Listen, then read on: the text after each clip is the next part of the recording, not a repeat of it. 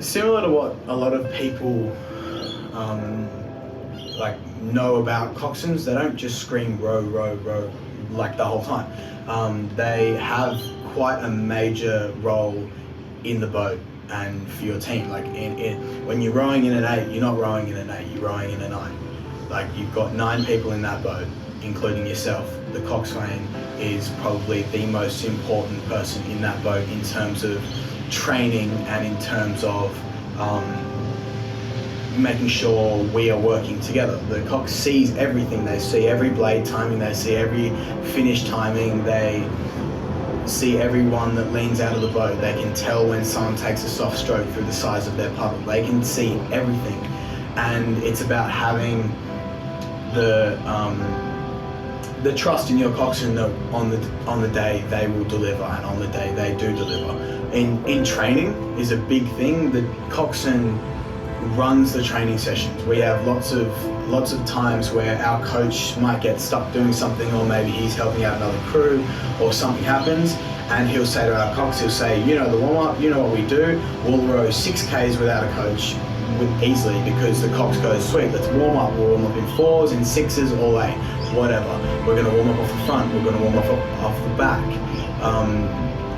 The cox knows what to do, and their job is vital, especially in the race, because they push us to push together. So in our race plan, when we have our 100-year push at the 1,000-meter mark, when we go 10 attack, and then for the second 8 we were doing 3 10 attacks, which was 10 attack, 10 attack, 10 attack, in the 1,000, through the 1,000, out of the 1,000. That coxswain calls 10, this one now, and the whole boat just goes together. The whole boat knows as soon as he calls that, he is the master of the boat. He tells you what to do, and you do it, because everyone else can feel when you don't do it. And you don't want other people feeling that they're working harder, because you should all be working as hard as you can, which turns out to be equally as hard as each other, and that's where you maximize boat speed. We don't really remember anything that the coxswain said during the race afterwards. We practically mentally black out 250 metres into the race, or at least I do. But whilst you're rowing and whilst you're in that race, the only thing that you want to be hearing is your cox, and it's the only thing that's going to keep you going when your legs are screaming at you to just stop rowing. You're exhausted and everything hurts. That's the only thing. So the way that I describe it to a crew is basically I sort of use the analogy of the boat as a human. So all of your muscles, your arms and your legs, they're the rowers. Your cox is the head, it's the brain, it's the eyes, it's the ears, it's the mouth. Your cox is basically your coach when your coach is not around. So they're, making sure you're not going to crash into anyone. They're making sure they're listening to other crews, they're making sure they're listening to officials if you're racing, and they're really making sure that the crew is doing what they need to do at specific points in time. So I think from a rower's perspective, you want your cox to be confident, you want your cox to know what they're doing, and obviously steer a straight course, that helps. And you want your cox basically to push you to get to your end goal, whether that's the finish line, whether that's the end of the piece, or even just fixing a small technical aspect that they can pick up from the end goal. Definitely make sure that you feel a part of the crew. Don't feel like you're getting left out, and don't feel like it's just about the rowers, because coxswains are always a part of the crew. They steer the boat number one, because the rowers don't know where they're going, so they play a huge role. But I think the coxswains is asking questions, getting feedback from the rowers. How am I going?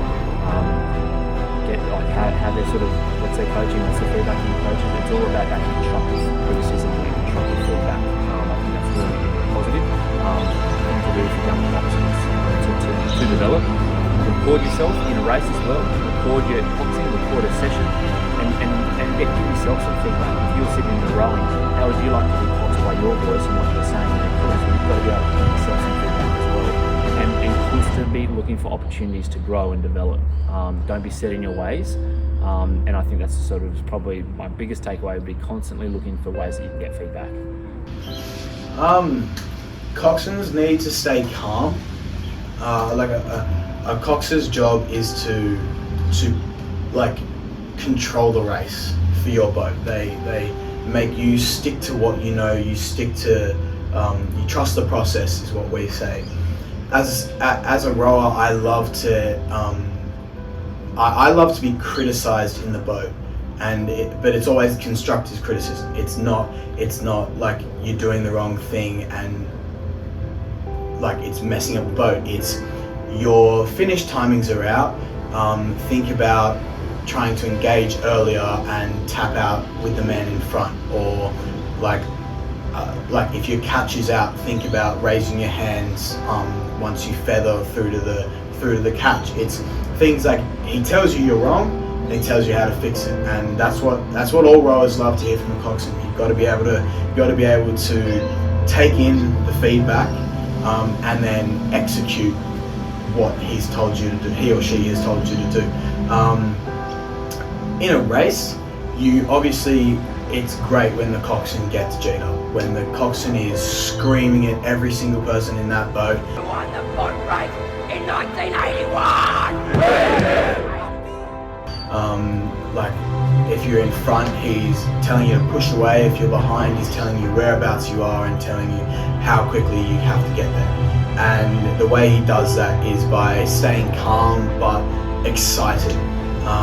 He is making sure that each stroke you put in, you are maximizing how well the stroke is taken as a crew. He tells you about balance, he tells you about timings, he tells you about like when you get a rest. Like the coxswain tells you the things that you want to hear and the things you don't want to hear, and sometimes it's the things you don't want to hear that are actually the things that you need to hear. A cox, for me, I love a cox when there's just so much passion when they're coxing.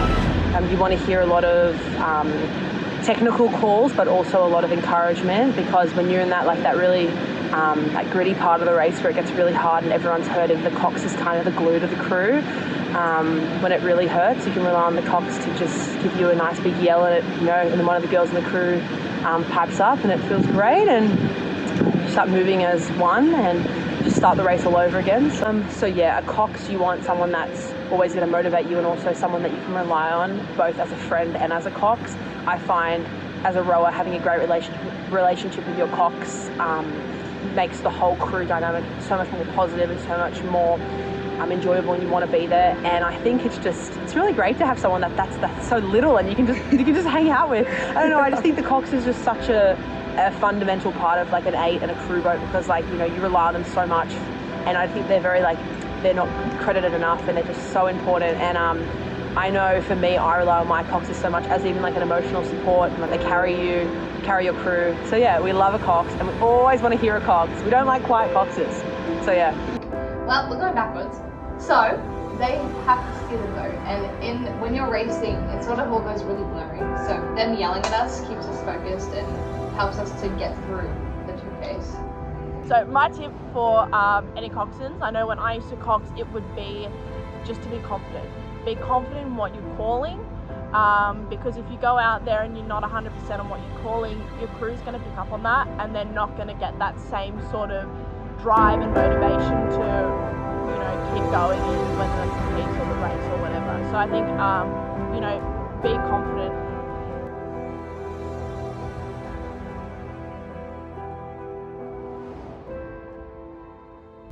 Let's make sure we put you at the top, eh? Yeah. Yeah, you can have the intel, yeah, that everyone else won't have. Not funny. My jokes are bad, I'll take that. Jokes are jokes. Please laugh. Okay. You're terrible.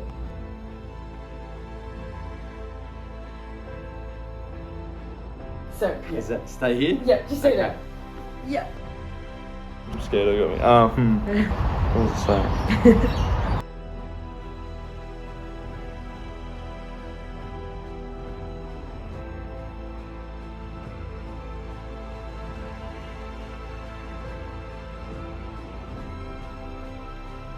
A I'll look right at the camera. Oh, okay. Matt, can you send me too? An option? Okay, go. Okay. Yeah. And can you wait, man? It's a vlog. It's for NYP.